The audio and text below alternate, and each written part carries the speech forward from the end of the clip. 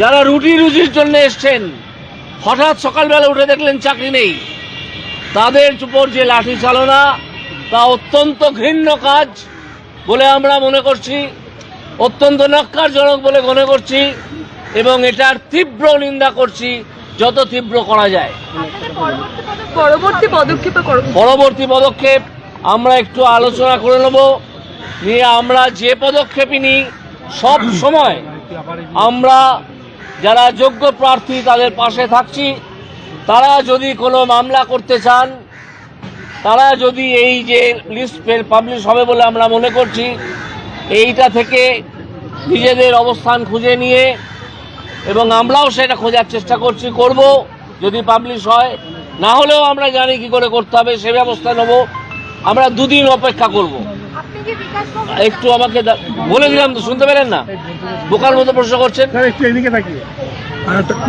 আমরা এটা করব এবং আমরা সব সময় সর্বতভাবে 24 ঘন্টার প্রতিটি মিনিট আমরা উদ্বেগে আসি। এই যারা চাকরি হারালেন হঠাৎ যোগ্য প্রার্থীরা মমতা ব্যানার্জির দুর্নীতির জন্যে, তাদের জন্য আমরা শেষ পর্যন্ত থাকব। কি করতে পারবো তার খানিকটা আন্দাজ আমাদের আছে।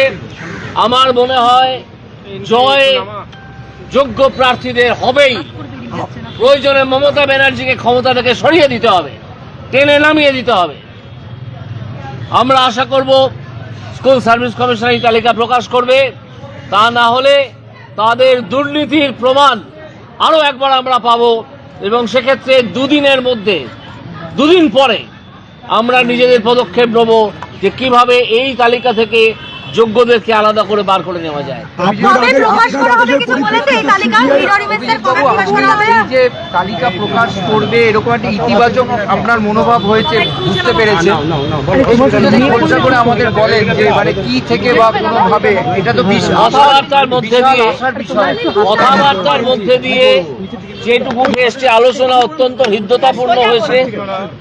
কথাবার্তার মধ্যে দিয়ে যেটুকু উঠে এসেছে তাতে আমাদের ধারণা হয়েছে যে স্কুল সার্ভিস কমিশন এই মিরর ইমেজ থেকে যোগ্য এবং অযোগ্যদের তালিকা পাবলিশ করে দেবে।